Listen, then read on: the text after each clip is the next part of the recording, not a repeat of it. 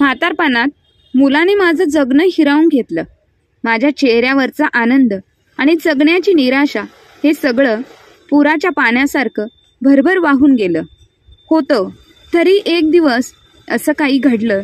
मी आज त्याच मुलामुळे समाजामध्ये ताठ मानेने स्वतःला खंबीरपणे उभं करून स्वाभिमानाने जगत आहे. वसुधामुळे हलकच पांघरून बाजूला सारलं आणि गोधडीच्या कडेला धरून उठायला लागली. कमरेचे दुखणं गेल्या काही वर्षांपासून तिच्या रोजच्याच वाट्याचं झालं होतं. पण आज जरा ती वेगळीच होती. आजच्या सकाळी तिचं मन काहीतरी गोंधळलेलं, अस्वस्थ वाटत होतं. वयोमानाने शरीर थकलं होतं, पण डोकं अजूनही शुद्ध होतं. आणि त्याचमुळे त्या आठवणींनी तिचे डोळे पुन्हा ओलावले. ती उठली, वाकून एकीकडे ठेवलेली तिची जुनी पर्स उचलली. त्या पर्समध्ये काही जुने फोटो होते. एक पिवळसर फोटो होता ज्यात तिचे 2 मुलं, एक विक्रांत आणि धाकटा अमोल, लहानपणी तिच्या मांडीवर बसलेली असतात. त्या फोटोला हळूच तिने ओठ लावले. कधी मोठे झाले आणि कधी दूर गेले कळालंच नाही, असं स्वतःशीच पुचपुटली. त्या वृद्धाश्रमाच्या त्या साध्याशा खिडकीपाशी आली. तोच खिडकीचा बाग होता जिथे ती बसून ती रोज बाहेर पाहायची. बाहेर रस्त्यावरून जाणाऱ्या गाड्यांकडे, चालणाऱ्या माणसांकडे. कुणीतरी ओळखीचं येईल का? अमोल, त्याची बायको स्नेहा, नातवंड तिला घ्यायला नाही, फक्त भेटायला तरी. पण गेल्या 8 महिन्यांपासून तिच्या वाटेकडे कोणीही आलं नव्हतं. वृद्धाश्रमात आल्यानंतर फक्त पहिल्या महिन्यात अमोल एकदाच आला, तोही फक्त 15 मिनिटं थांबला. त्याच्या डोळ्यात अपराधी भाव होते, पण ओठावर शब्द नव्हते. तो म्हणाला होता, आई, घरी स्नेहा आणि मी खूप बिझी असतो. तू इथे व्यवस्थित राहशील. तुला इथं सगळं मिळेल, आराम, औषधं, जेवण सगळं मिळेल. तू काळजी करू नकोस. तिच्या डोळ्यांतून अश्रू गळत होते, पण तोंडांतून शब्द निघत नव्हते. फक्त डोळ्यांनीच तिने विचारलं होतं, माझं घर कुठे गेलं बाळा, जिथं मी तुला लाडात वाढवलं, तुझ्या सगळ्या हट्टांपुढे माझं सुख बाजूला ठेवलं. वृद्धाश्रमाची ती खोली साधी होती. एक पलंग, एक टेबल, एक कपाट आणि ती एक खिडकी. तिच्या जगाची आता तिची एकमेव उघडण होती. ती रोज खिडकीपाशी बसायची आणि मनात संवाद चालायची, कधी स्वतःशी तर कधी देवाशी आणि मुलांशी सुद्धा. ज्या मुलांनी कधी तिचं आभाळ झालं होतं, आता त्याच आभाळ वेगळं झालं होतं. रोज सकाळी ती खिडकी उघडायची. कधीतरी एखाद्या पक्ष्याचा आवाज ऐकायचा, एखादं छोटं पोरगं रस्त्यावरून शाळेत जाताना दिसायचं, तर कधी एखादी तरुण सून गाडीतून उतरून आपल्या सासूबाईंचा हात धरून क्लिनिककडे जाताना दिसायची. आणि तिच्या मनात खोलवर काहीतरी हलायचं, माझ्या स्नेहा असं एकदाही केलं नाही. मी काय इतकी वाईट सासू होते का ग? वसुधा आधी फार बोलायची नाही, पण हल्ली तिचं मन सतत बोलायचं, आठवणींशी. आणि आठवणींबरोबर ती वृद्धाश्रमातल्या बाकी महिलांना ऐकवत राहायची. कोणीतरी मुलीला फोन करायचं, म्हणायचं, कोणी नातवाचं लग्न सांगायचं, तर कोणी फक्त देवाची प्रार्थना करत बसायचं. पण वसुधा मात्र शांत असायची. तिच्या अजून जणू एक चालू रेडिओच होता. तो जुन्या दिवसांचे गाणे गात राहायचा. ती एकटी राहत नव्हती, पण तरीही तिचं एकटेपण ठळक होतं. वृद्धाश्रमातले कर्मचारी प्रेमाने वागायचे, पण ती माया नव्हती जी अमोलच्या हातून तिच्या डोक्यावरून जाईल किंवा स्नेहाच्या हाताने तिचं औषध पाजलं जाईल. इथं औषध वेळेवर मिळायचे, पण हाक नाही आई म्हणून. औषध घेतलं ना. एका दिवशी सकाळी ती खूप वेळ खिडकीपाशी बसून राहिली होती. आकाश निरभ्र होतं. वाऱ्यावर मोगऱ्याचा सुगंध पसरला होता, पण तिचं लक्ष काही त्या फुलांमध्ये नव्हतं. तिच्या नजरा रस्त्यावर होत्या. अचानक तिच्या हृदयाची धडधड वाढली आणि एका गाडीतून अमोल सारखाच कोणीतरी खाली उतरला. पण ती गाडी दुसऱ्याच घराकडे वळाली. ती पुन्हा मूक झाली. आठवणींनी ती परत गेली. जेव्हा ती पहिल्यांदा सासरी आली होती, तिच्या सासूबाईंनी तिला किती आपुलकीने वागवलं होतं आणि तिनेही मनापासून त्या घरासाठी, नवऱ्यासाठी आणि दोन्ही मुलांसाठी सगळं दिलं होतं. त्यांचं शिक्षण, त्यांचा डबा, आजारपणात जागून काढलेली रात्र आणि आज तिच्याच नजरेआड तिचं घर झालं होतं. एका रात्री झोपेच्या आधी तिने देवाकडे हात जोडले, पण मागितलं काहीच नाही. फक्त डोळे मिटले आणि एक प्रश्न मनात रुंजी घालत राहिला. आई, बाईचं प्रेम इतकं सहज विसरता येतं का? काही दिवसांनी वृद्धाश्रमात एका नवीन बाईचं आगमन झालं, शारदाताई. त्या देखील मुलांकडून आलेल्या त्या खूप बोलक्या होत्या. वसुधाला त्यांच्या गोष्टींनी थोडं बरं वाटायला लागलं. त्या दोघी एकत्र खिडकीपाशी बसायच्या, पण वसुधा शांत असायची. एक दिवस शारदाताईंनी विचारलं, बाई, काहीतरी खूप खोल दुखते तुमचं, काय सांगायचंय का? वसुधा हसली. एकदम हलकं हसू आलं आणि म्हणाली, नाही ग, दुखणं काही सांगायचं नसतं, ते फक्त डोळ्यांतून बाहेर येतं. त्या रात्री शारदाताईंनी तिला विचारलं, तुमचं कोणी येतं का भेटायला? वसुधा काही वेळ गप्पच होती. मग हळूच म्हणाली, येतील कधी ना कधी, नक्कीच येतील. घराची वाट बघणं आईच्या नशिबात असतं. मुलाच्या वेळेवर न त्या रात्री वसुधा उशिरापर्यंत खिडकीपाशीच बसून राहिली. चंद्र पूर्णपणे दिसत होता. तिच्या डोळ्यात चंद्रप्रकाश मिसळलेला होता. अश्रू झळकत होते. तिचं हृदय अजूनही त्याच एका आशेवर धावत होतं. उद्या अमोल येईल. वसुधा खिडकीजवळ बसली होती. पण आज तिच्या नजरेत तो परिचित शांतपणा नव्हता. सकाळपासून तिचं मन काहीतरी शोधत होतं आणि ती स्वतःलाही समजू शकत नव्हती की नेमकं काय शोधत होती ती. पण आजचा दिवस थोडा वेगळाच वाटत होता. तिचं हृदय आज काहीसं अधिक बेचैन, अधिक आतून हळवं झालं होतं. खूप वेळ ती न बोलता बसून होती आणि तेव्हाच शारदाताई तिच्या जवळ आल्या. वसुधा वहिनी, आज खूप सुंदर वाटते तुम्हाला बघून. काही खास आहे का? वसुधा थोडंसं हसली. डोके हलवले. पाणवलेले होते डोळे, पण चेहऱ्यावर ते नेहमी सारखंच सौम्य हास्य. खास? हो ग, खासच आहे. पण कुणाला माहीत नाही. तुझं विचारण्याचं खूप मोठं वाटतंय. बघ, आज शारदाताई सप्पळ होत्या. त्या पटकन म्हणाल्या, काहीतरी सांगते आहे. सांगता का? तेवढ्यातच वसुधा थोडा वेळ शांत राहिली आणि मग ओठावर थरथरत हास्य आलं आणि तिने हळूच सांगितलं, अगं, आज माझा वाढदिवस आहे. हे ऐकताच शारदाबाई क्षणभर स्तब्ध झाल्या. अगं वहिनी, आज वाढदिवस आहे आणि सांगितलं सुद्धा नाहीस. मी आत्ता काहीतरी करते बघ तुझ्यासाठी, असं ती म्हणाली. नको ग, माझ्यासाठी काही करायची गरज नाही. वसुधाने तिला लगेच उत्तर दिलं. वसुधा म्हणाली, आता हे वय सगळं वाढदिवस म्हणजे 1 वर्ष अजून मागं टाकलंय आयुष्य आहे. पण शारदाताई मात्र गप्प बसणाऱ्यातल्या नव्हत्या. त्यांनी तिथल्या दुसऱ्या बायकांना सांगितलं आणि वृद्धाश्रमातील स्टाफलाही सगळ्यांनी मिळून एक छोटासा केक ऑर्डर केला आणि एक चिमुकला हार घालून वसुधाला बसवलं आणि हॅपी बर्थडे वसुधाताई असं म्हणत एक क्षण जिवंत केला. केक कापताना वसुधाच्या डोळ्यात अश्रू होते, पण तिने कोणालाही समजू दिलं नाही.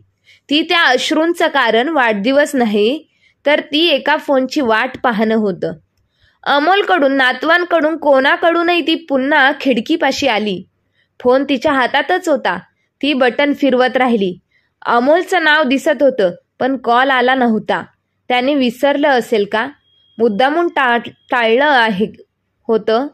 वृद्धाश्रमातल्या एका मुलीने विचारलं, ताई, तुमचा कोणी फोन करत नाही का? त्या वेळेला तिच्या हृदयात चर झालं. वसुधाने केवळ एक शांत स्मित केलं आणि उत्तर दिलंच नाही.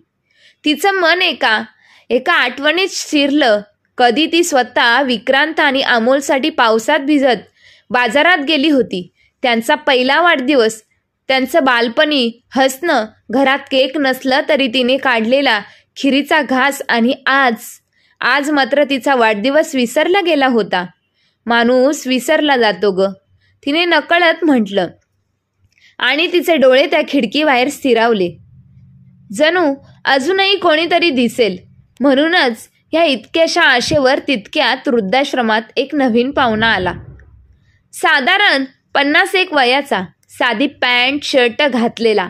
त्याने सगळीकडे नजर फिरवली आणि एका स्टाफशी बोलताना वसुधाकडे बघितलं. तो बघतच राहिला. वसुधा सुद्धा थोडीशी गोंधळली. मग तो हळूच पुढे आला आणि म्हणाला, काकू ओळखलत का? वसुधाला मात्र काहीच समजलं नाही. वसुधाने त्याच्याकडे नीट पाहिलं आणि तिचं मन क्षणभरासाठी थबकलं. अरे बापरे, हे तर राजेश बापूंचा शेजारी लहानचा पोरगा. तुझं नाव राजेश ना? त्याने हसून मान हलवली. हो काकू, मीच राजेश. मला कळालं की तुम्ही इथे राहत आहात आणि सहजच भेटायला आलो. वसुधा क्षणभर काही बोलू शकली नाही. राजेश बसला तिच्या शेजारी आणि जुन्या आठवणी काढू लागला. कधी ती त्याला फराळ द्यायची, कधी अमोल आणि तो मिळून गप्पा मारायचे. स्नेहा कशी होती लग्नाआधी आणि किती बदललं तो. खरं तर काळ या सगळ्या त्यांच्या गप्पा चालू होत्या.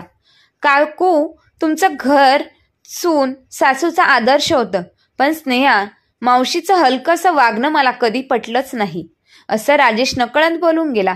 वसुधा म्हणाली, असू दे, माणसांनी आपलं वागणं निवडायचं असतं, आपण फक्त आपली माया आठवणींनी जपायची.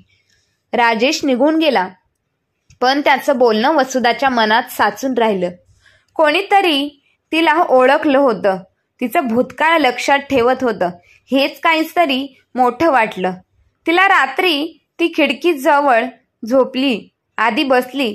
चंद्र होता, हवा मंद होती, पण तिच्या मनात आता एक नवा विचार जन्म घेत होता. आता पुन्हा वाट बघणं थांबवावं का? तिच्या आत कुठेतरी एक नवीन मशाल पेटली होती. स्वतःसाठी जगायला हवं का? सकाळचे 7 वाजले होते. वृद्धाश्रमातील घंटा वाजली आणि सर्वांनी हळूहळू उठून दिनकरची तयारी सुरू केली. पण आज वसुधाच्या मनात एक वेगळंच हलकं पण झुळझुळ तसं समाधान होतं. कालचा वाढदिवस जरी घरी कोणाचा फोन आला नव्हता, तरी इथल्या ह्या अनोळखी माणसांनी, शारदाताईंनी आणि त्या अचानक आलेल्या राजेश तिला एक गोष्ट शिकवली होती.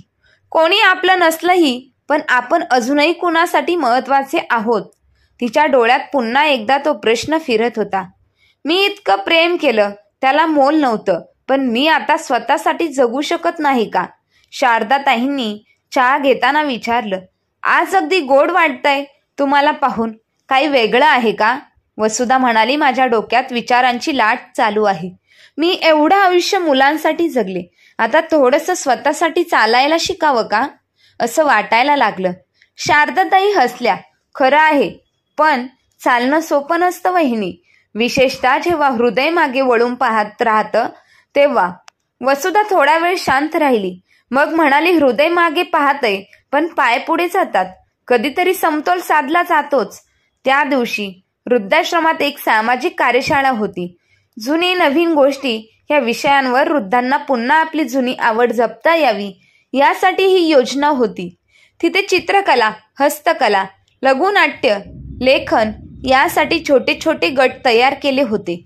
वसुधा तिथे बसली होती, शांत. पण तिथे आलेल्या एका तरुण स्वयंसेविकेने विचारलं, ताई, तुम्हाला काही लिहायला आवडेल का? किंवा तुम्ही एखादी गोष्ट सांगू शकता का? वसुधा थोडीशी गोंधळली, पण त्या मुलीच्या आग्रहाने ती गोष्टीच्या गटात बसली. पहिल्याच दिवशी ती खूप कमी बोलली, पण तिसऱ्या दिवशी तिने एक गोष्ट लिहून आणली. एका आईची, जी घरातून निघाली तर तिचं हृदय दारातच थांबून राहिलं. त्या गोष्टीने सगळे शांत झाले. कुणी बोलत नाही. काही क्षण नंतर टाळ्यांचा आवाज झाला. काकू, ही गोष्ट तुम्ही लिहिली? ही तर तुम्हीच आहात ना? एक मुलगी विचारत होती. वसुधा हसली. पहिल्यांदा एकदम मोकळं हसणं. हो, कधी काळी मी तशीच होते, पण आता मी एक गोष्ट सांगणारी आई आहे. त्या क्षणाने तिच्या आईत काहीतरी उमगलं होतं. ती आता पुन्हा लिहायला लागली. आठवणींनी, प्रसंग, भावना, वृद्धाश्रमाची दिवाळी, एकांत. तिचा लघु निबंध प्रसिद्ध झाला. त्याचं नाव होतं आईची वाट. संपादकाने तिला विचारलं, ताई, आपण आजही त्यांची वाट पाहता का? वसुधा म्हणाली, नाही, आता वाट पाहत नाही, पण वाट विसरताही येत नाही. हे दोघं वेगळं आहे. त्या रात्री तिने पुन्हा खिडकी उघडली, पण आज पहिल्यांदाच तिच्या नजरा बाहेरच्या वाटेवर नव्हत्या, त्या आकाशाकडे होत्या. तिला आकाशात चांदण्यासारखं अनेक आठवणी दिसत होत्या. नातवाचं पहिलं हसू, अमोलचं पहिलं शाळेतलं बक्षीस, स्नेहाचा पहिला भेटलेला चेहरा, पण आता फक्त आठवणी होत्या, तिचं वर्तमान नव्हतं. एक दिवस शारदाताईंनी तिला विचारलं, तू इतकी शांत झालीस, एकदम मनातलं काही हललंय का? वसुधा म्हणाली, हो, आता माझी नजर वाटेकडे नाही, वाटेवर आहे. तिने स्वतःला एका नव्या प्रवासासाठी सजवलं. ती आता वृद्धाश्रमातील इतर बायकांसाठी लिहू लागली. त्यांच्या आठवणी, त्यांचं मनोगत ती शब्दात मांडते होती. कुणी म्हणायचं माझ्या मनातलं तूच लिहिलंस, कुणी म्हणायचं तुझ्या शब्दांनी मी हसले. पुन्हा हेच तिच्या नवाने उमग झालेलं जग होतं. इथं तिचं अस्तित्व होतं, कोणाच्या सहविचारांमध्ये, कोणाच्या आठवणीत, कोणाच्या मनात गुंजणाऱ्या ओळीत. पण तरीही एखाद्या संध्याकाळी अनपेक्षितपणे तिचा डोळा त्या रस्त्याकडे जाताच काही क्षणासाठी तिचं हृदय पुन्हा थरथरत असे. कदाचित आज दिवसांची गंती कुठेतरी थांबली होती. बस वसुधा सुद्धा आता केवळ कोण येईल का यावर जगणारी नव्हती. ती आता माझं काय नवं करू शकते ह्या विचारांनी जगू लागली होती. तिच्या मनात शांततेचा नवा सूर तयार झाला होता. शब्दांच्या स्वरूपात, अनुभवांच्या गुंजनीत त्या दिवशी ती एका नव्या लेखावर काम करत होती. आई जेव्हा वाट बघणं थांबवते हा लेख तिच्याच मनात उगम पावलेला होता. आणि नेमकं तेव्हाच वृद्धाश्रमाच्या मुख्य दाराशी एक गाडी थांबली. काही वेळात ती गाडी बंद झाली आणि एक चेहरा दाराजवळ दिसला. तो चेहरा विसरलेला, हरवलेला, पण हृदयाच्या खोल कप्प्यात अजूनही हलकासा उरलेला. अमोल. वसुधाच्या हातातला पेन खाली पडला. श्वास थांबल्यासारखा वाटला. तिचं मन एका क्षणात त्या आठवणींच्या पायऱ्यांवर धावत गेलं.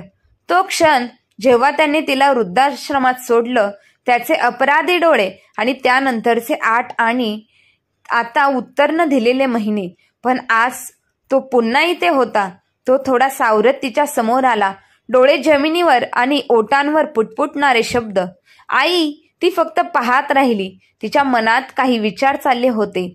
हाच तो मुलगा, माझा जीव. पण आता मी त्याचं काय करू? अमोल गोंधळलेला. आई, मी माफी मागायला आलोय. तू जरी नाही दिसलीस तरी माझं बोलणं ऐक ना. वसुधा काही वेळ काहीच बोलली नाही. मग ती हळूच म्हणाली, तू आधी माझं ऐक. मी आता रोज वाट पाहणं नाही. आता मी लिहिते, बोलते आणि शिकते. माझं जग वेगळं आहे, पण तुझी आई अजूनही मी आहे. फक्त आता मी स्वतःची आहे. अमोलला काही क्षणासाठी वाटलं की त्याच्यासमोर उभी असलेली ही स्त्री म्हणजे तिची आई नाही. पण त्वरितच त्याने ओळखलं, हीच ती आई आहे जिला त्याने विसरून टाकलं होतं. पण ती अजूनही उभी आहे, एकटी, पण कोसळलेली नाही. त्याने त्याचे डोळे पाणावलेले.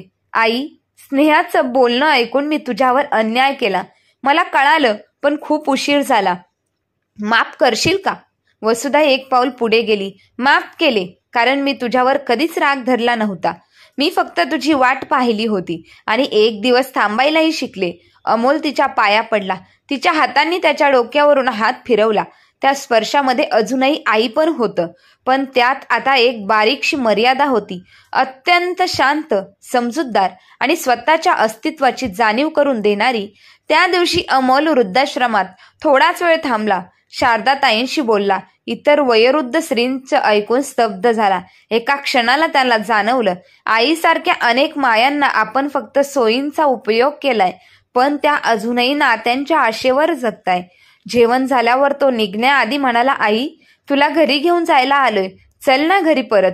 पण वसुधा मात्र शांत होती. ती थोड्या वेळ गप्प राहिली आणि मग हळूच म्हणाली, घरी? कुठलं घर? अमोल, जिथं मी उरलेच नाही तिथं मी परत कशी जाईल? अमोल देखील काही बोलू शकला नाही. त्याने तिच्याकडे पाहिलं आणि पहिल्यांदाच तिच्या डोळ्यात एक वेगळं तेज पाहिलं.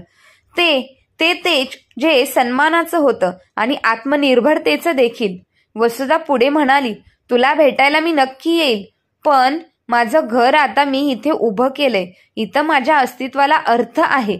अमोल थोडा गोंधळला, थोडा हरवलेला असा निघून गेला. पण तो दिवस त्याच्या आयुष्यातील मोठी शिकवण होती.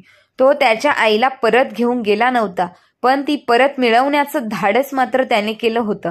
त्या रात्री वसुधा खिडकीपाशी आली, पण आज ती फक्त खिडकी उघडून बसली नव्हती. ती खिडकीतून हात बाहेर काढून ती हवा अनुभवत होती. माझं वाट पाहणं संपलं, पण आता मी माझी वाट शोधते असंच काहीतरी होतं. ते वसुधाचं आयुष्य आता फक्त वृद्धाश्रमात मर्यादित नव्हतं. ती आता एक शब्दमाया म्हणून ओळखली जात होती. तिच्या गोष्टी, लेख, अनुभव आता अनेकांच्या मनाला भिडू लागले होते. सामाजिक संस्थांमध्ये तिच्या लेखांचे वाचन व्हायचं. पण कधी तरुण विद्यार्थी गट तिच्याकडे येऊन बोलायचे, आजी, तुम्ही आमच्यासारख्या तरुणांना जगणं शिकवलत. वृद्धाश्रमाचे प्रशासन देखील वसुधाच्या अनुभवावर आधारित एक नवीन उपक्रम सुरू करत होतं. आईचा आवाज, जिथे वृद्ध महिलांना लिहायचं, बोलायचं आणि समाजाशी पुन्हा जोडायचं व्यासपीठ देण्यात येत होतं. वसुधाला त्या प्रकल्पाच्या प्रमुख सल्लागारपदी निवडण्यात आलं. तिने एका संस्थेला पहिलं पत्र लिहिलं, आई, जर जगत असेल तर तिला जपण्याची जबाबदारी मुलांची असते. पण जर ती एकटी झाली तर समाजानं तिचं पुन्हा जगायला शिकवणं हीच खरी सामाजिक सेवा आहे. ह्या कार्यक्रमासाठी एक विशेष दिवशी भाषण ठरलं होतं. अनेक मान्यवर उपस्थित होते. वसुधा स्टेजवर गेली. साडी नेसलेली होती, केस पांढरे, पण डोळ्यांमध्ये तेज होतं. संपूर्ण सभागृह शांततेने माईक हातात घेतला आणि म्हणाली, मी आई आहे, पण आता मी एक पूर्ण माणूस आहे. एक काळ होता जिथे मी वाट पाहत बसले, आता मी वाट दाखवत बसते. माझ्या शब्दांनी मी जगाकडे पाहते आणि माझ्या अनुभवांनी इतरांना आयुष्याकडे वळवते. मुलांना वाढवताना मी स्वतः हरले, पण आता त्या हरवलेल्या मीलाच मी शोधलं आणि पुन्हा गवसलं. टाळ्यांचा जोरदार कडकडाट झाला. उपस्थितांमध्ये अनेक जण अश्रू पुसत होते. त्याच गर्दीत मागच्या रांगेत एक तरुण स्त्री आणि तिच्या शेजारी बसलेला पुरुष होता, स्नेहा आणि अमोल. अमोलच्या डोळ्यात हळव्या गर्वाचं पाणी होतं. स्नेहाच्या चेहऱ्यावर विचारांनी गळून निघाल्यासारखं होतं. वसुधा त्यांच्याकडे फक्त एकदा पाहिलं आणि डोळ्यांनीच मान हलवली. मी तुमच्यावर रागवले नाही, पण मी आता फक्त तुमच्यापुरती नाही. त्या दिवशी संध्याकाळी वृद्धाश्रमात परत आल्यावर तिच्या खोलीबाहेर 2 लहान पोरं उभी होती. त्या स्थानिक वाचनालयातून आलेली. एक म्हणाला, वसुधा आजी, तुम्ही आम्हाला गोष्ट सांगाल का? आज ती हसली. हो, तुम्हालाच सांगायची आहे. एक गोष्ट आईची, जिला घरातून बाहेर काढलं गेलं, पण जिने स्वतःचं एक नवीन घर उभारलं. शब्दात, माणसात आणि प्रेमात. त्याचं रात्री खिडकीजवळ ती पुन्हा बसली होती, पण तिची नजर आता कोणाच्या येण्या जाण्याच्या वाटेकडे नव्हती. ती आकाशात पाहत होती. हे आभाळ आता माझं आहे. मी आई आहे, पण आता केवळ नात्यांनी नाही, मी जगाची आहे. ही कथा तुम्हाला कशी वाटली? मित्रांनो, आवडली असेल तर नक्कीच आपल्या चॅनलला लाईक, शेअर, सबस्क्राईब नक्की करा आणि कमेंट बॉक्समध्ये नक्की कळवा. धन्यवाद.